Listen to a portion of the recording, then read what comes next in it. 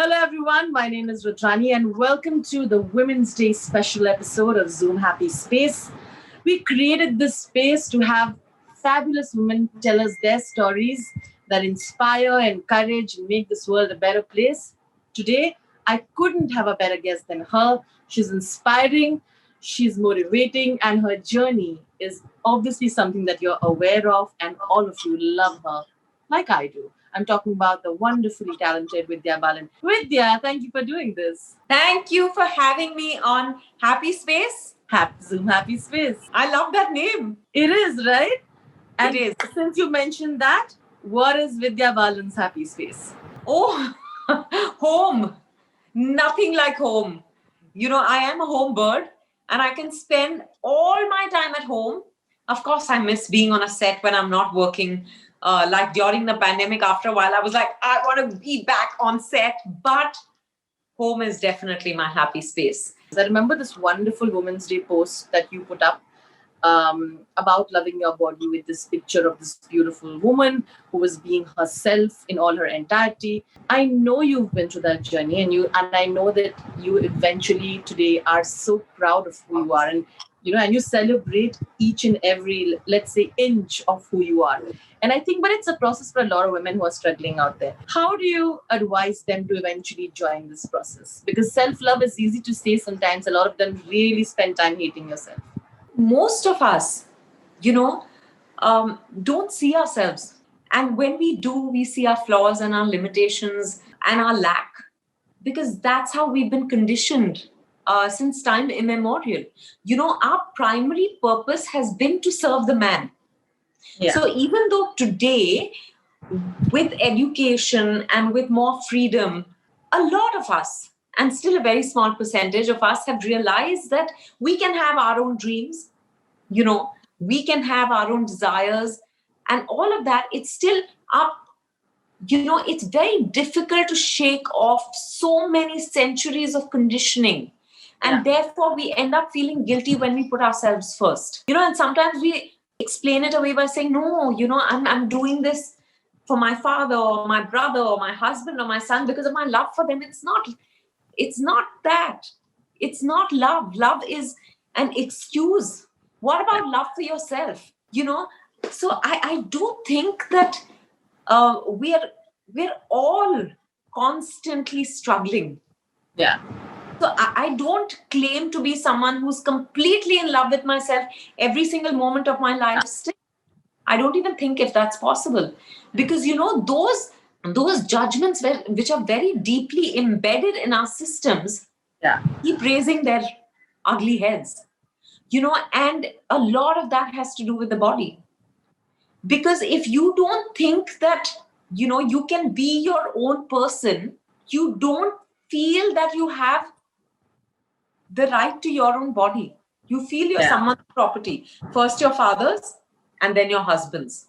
And therefore, we've never been able to appreciate ourselves just as we are. We've always seen ourselves through the lens of the man. Yeah. Most of the time, we're ashamed of our bodies. Even the thinnest person is ashamed. So it's not just about the size. Yeah. It's just we've been taught to be ashamed of our bodies because it's been seen as a tool of desire for men. So therefore, I think when there is so much shame associated with it, I think we've judged ourselves severely all the time. And it's very frustrating and it's very unfair. While it is unfair for you to be judged if you're made, if big, at the same time, it's also equally unfair to look at a very thin person and say, oh my God, you're like, you're all skin and bones. Yeah. You're no fun. Because unless you're a model, most thin people also get very frustrated because people are constantly telling them you should eat more, all sorts of things. So I think no one is happy with their bodies, which is why, Rudrani, in the past few years, I've barely been on any magazine covers because one, I don't fit the prototype, because I think fashion is still very, very, fashion hasn't evolved in that sense. Even though people talk about the plus size, you have plus size models and all that, but still there's been no acceptance of all kinds of bodies in the fashion world. So that's one thing. And the other is I'm against any sort of touch-ups. I do not allow people to touch up my body. I'm absolutely okay the way I am. Now, because people know how I look. Now, suddenly in a picture, if I'm going to look really skinny, it looks ridiculous. Who are you fooling? And I'm not in the business of fooling anyone. I'm not interested in fooling anyone. So, Yeah. that I have realized that it's pointless. Like in a selfie, everyone's trying to strike the right pose and saying, oh my God, I'm not looking thin enough and all that. I'm like, just look at how happy you are in the picture because you're with loved ones, because you're having a great time. Why does it have to be posy? This idea of perfection is very, very warped. Firstly, perfection is an illusion.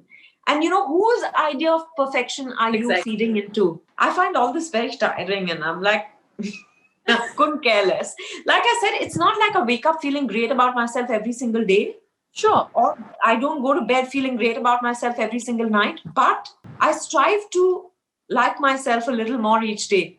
Can you tell me, have you felt like that because you are taking charge of your life and you're being more ambitious, people around you either feel a little intimidated and like they don't know what to do with you, or they feel like you're crossing the line?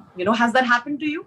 No, I do think that, the people I work with, my team doesn't have a problem with me being their boss. And I don't have a problem with being a boss lady. Maybe that's where Exactly. it's from. But having said that, yes, people get intimidated. Just as a successful woman, I think people, especially men, get hugely intimidated because it's very difficult. Women are discovering parts of themselves that they didn't know existed, Yeah. which is giving them even more power. So historically, you thought that, okay, the purpose of the woman was to procreate, and that was her biggest power. Now she's discovering that there's that which is unique to us. Yeah. Plus, there's so much more. So that makes us that much more powerful, right? Yeah. Yeah. So I think it is intimidating for a man, especially when a woman uses her voice, when she speaks her truth. It is scary because they don't have any context, a reference point for it. Suddenly when you stand your ground and you say, no, this, I will not be treated like this, or these are my demands, or, it is scary for a man. Yeah.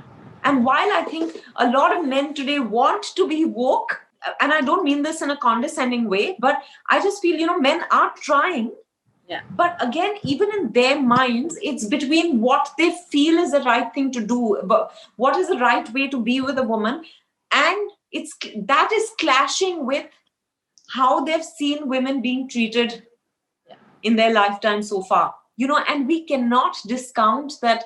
We think, oh, we are the liberated women and we are living lives on our own terms, but we cannot discount what the women before us have done. They've taken small steps, baby steps, maybe not reached here in their lifetime, but did a little bit, whatever they could, so that we could finally be living this reality. But I'm sure it brings a smile to your face, no? When you sort of take one moment and look back from where you started and what you went through to see for the new women who come in today. Because the path is, we have to agree, slightly, and I think a little bit more than slightly easier. Um, and that's amazing. Yeah, like I said, it is the women who came before us that have made it possible for us to have this conversation. Similarly, of course, it's the work of even the actresses who played roles in the typically hero-centric films. All of them have contributed to where we are today. Yeah. So it's not just the kind of work that I did, people associate that with the beginning of the female-centric cinema and all of that, and which like I feel is I was at the right place at the right time. But you cannot forget that all those women have contributed to us playing the kind of roles we do today or having a voice. So no one's role in that sense can be negated or mitigated. I know Natkut was really, in the race for the Oscar short films, and I think it's a huge compliment. You had a stupendous year when it comes to career because, Shakuntala Devi got all what it wanted to, the love, the critical acclaim, and then you did a short film that reached here. I mean, the race.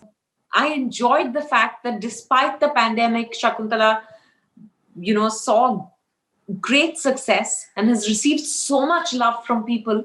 I couldn't have imagined it a year ago that it would be watched on an OTT platform and will Yeah. be this widely watched and loved.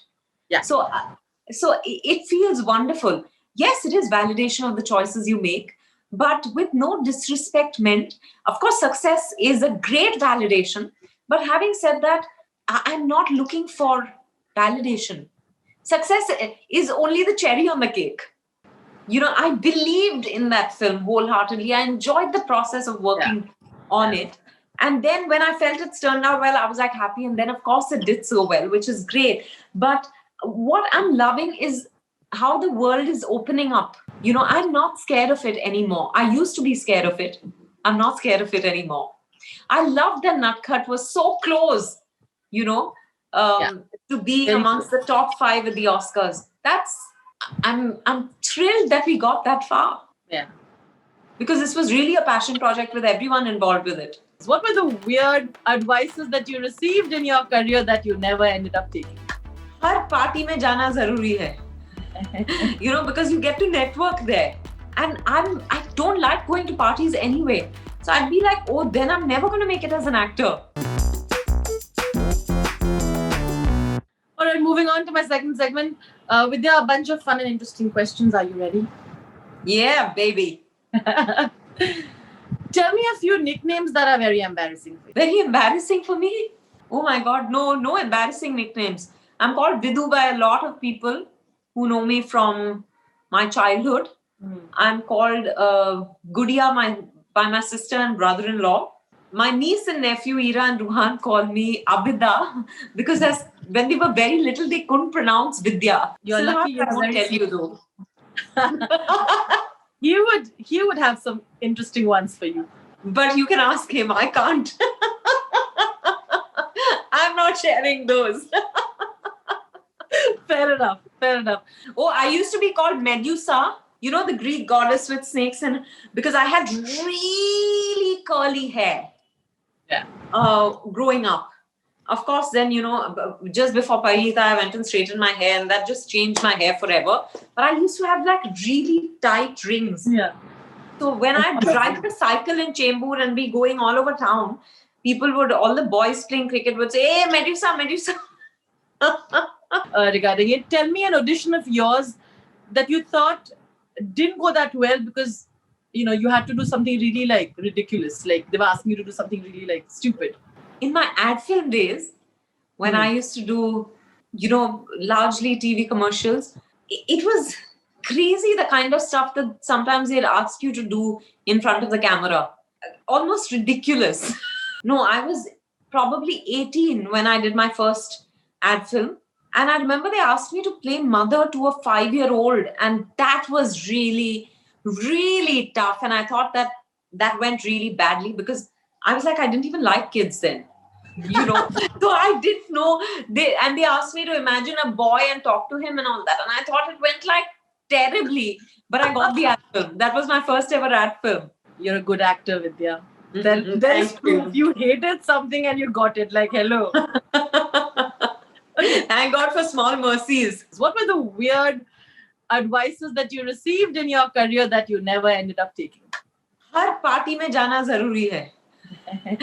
Because you get to network there. And I don't like going to parties anyway. So I'd be like, oh, then I'm never going to make it as an actor. They used to, portfolio, they used to tell me that you should have fancy portfolio clicked, and I didn't have one. And they'd say, nee, but if you don't get one of those big photographer portfolios, then kuch nahi ho sakta. And all this is hogwash. Kuch bhi ho sakta hai. Ask Anupam Kher. That's the name of his book. That is true. What's the most real piece of advice that you received from someone and you actually took it? I think Binod Pradhan, the cinematographer, told me when I was testing for Parinita, he said, every time I've seen you in front of the camera during ad film shoots, you've always enjoyed yourself. So forget about the result. You just enjoy yourself. This is what you love to do. So as long as you enjoy it, it's fine.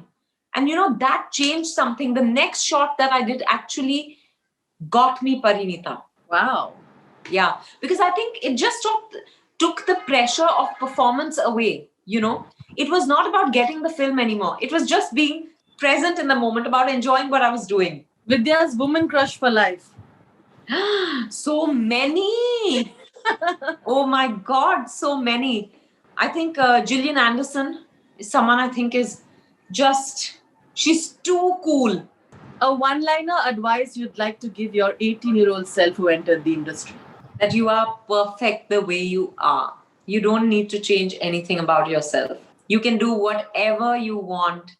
Yeah, just that, the world is your oyster. Female co-actors that you absolutely adore and why? Tapsi Pannu, because I think she's relentless. I admire how she's constantly working and working hard at whatever she does. And God bless her. She's going from strength to strength. Yeah. Priyanka Chopra, another relentless woman. For her, literally, I admire how she hasn't, at least it doesn't feel like she sees anything as a limitation. And hats off to her for that. Look at where she is today. The last one for this segment is a rumor about yourself that makes you laugh. There are no rumors about myself anymore. You're done with all of them.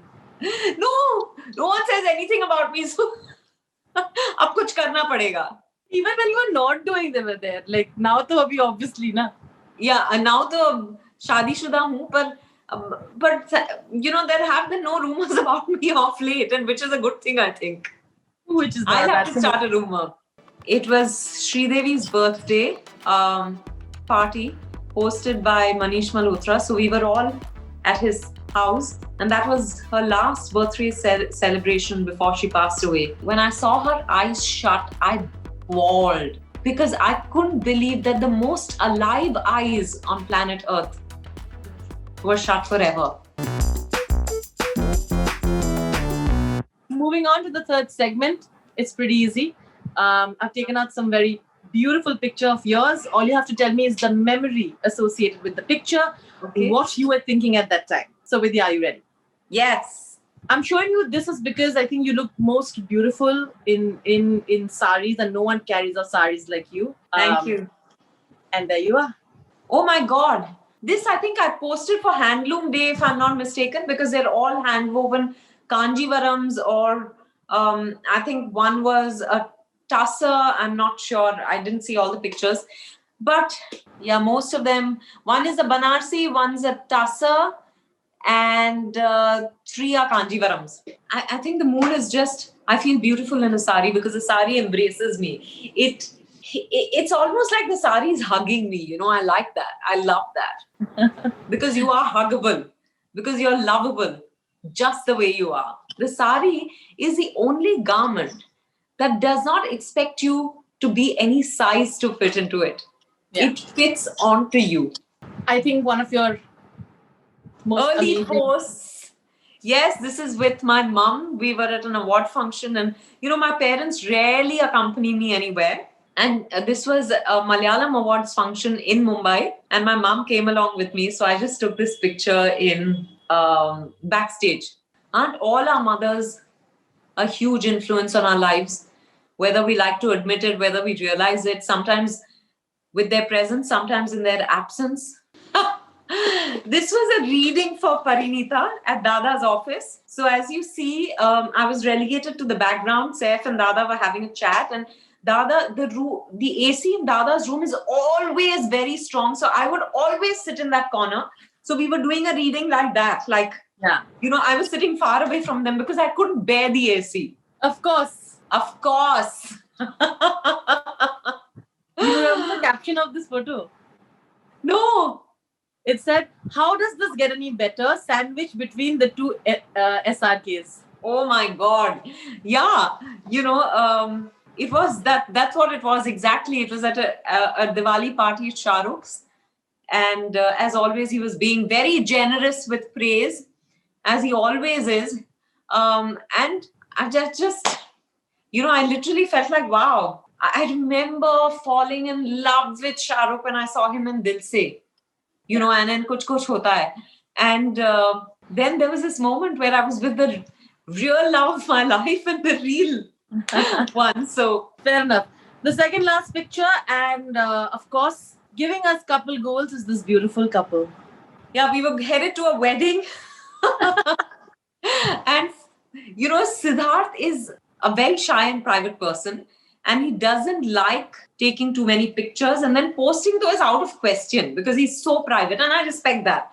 That day, he actually allowed me to post a picture with him. I was over the moon. In one frame with some of the biggest and the best female actors in the country's ever seen, women I've admired and long inspired by. Yeah.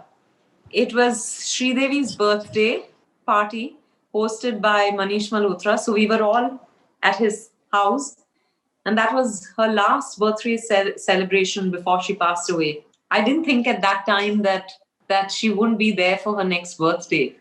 Yeah. But she's someone, I've always said this, for me, she's the most complete entertainer. There was nothing she couldn't do and couldn't do with conviction. She made you believe in anything she did. Her eyes, oh my God, when I went in Rudrani and I saw her body, when I saw her eyes shut, I bawled because I couldn't believe that the most alive eyes on planet Earth were shut forever. So, yeah, that's a very precious picture. And just a few days ago, it was 3 years since she passed away, and it's still very unbelievable. She was so generous and lovely to me. I can't even believe it.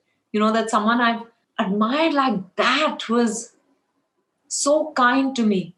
I couldn't even believe she knew my name. That was a big deal for me. And then for her to have been so nice to me. And I look at the picture and I see, you rightly said, there's Rani in that, there's Rekha ji in that.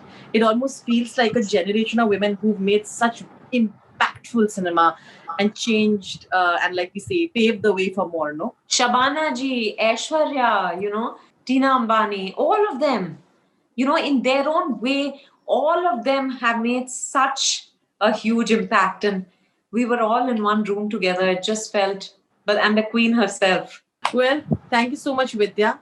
It's always a pleasure chatting with you. Thank you. Happy Women's Day, Vidya. I'd like you to end. You. To you too. Thank you so much. And to all the wonderful women who look up to you and are leading their lives the way they are.